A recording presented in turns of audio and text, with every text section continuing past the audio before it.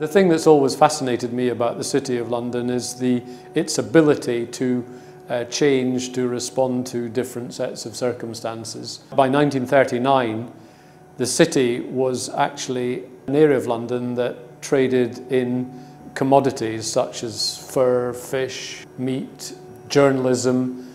It was an industrial city. It was a port. Whereas within 50 or 60 years, it had changed completely and was actually dealing with what I call invisibles, bonds, derivatives, information technology had arrived. We've gone through an aberrant period of 25 years where the city has become predominantly a financial centre. That's not true of most of its history, and I think we're now rapidly returning to finance supporting business. And I sometimes describe the city as being a bit like a collection of beehives on a compost heap. The new towers that we created in the first part of the 21st century, the cluster of towers in the eastern part of the city are the beehives, where the bees work making their money. But of course they need to come out into the compost heap to find the sources of nectar, the pubs and restaurants. And in doing so, they cross-pollinate with the gossip. So we need the compost heap every bit as much as we need the beehives.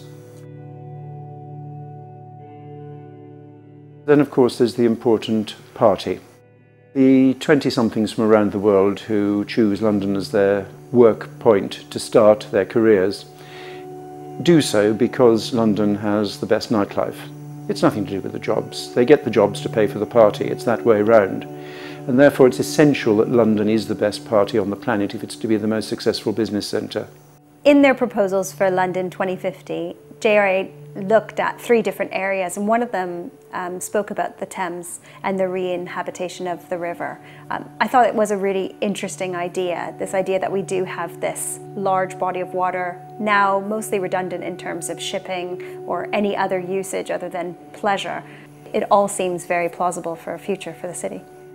The idea of what the vision would be like in a further 50 years, areas like Aldgate, where we felt there's the opportunity to build a new financial centre that could link the south bank of the river with the Shard and More London with Broadgate in the north.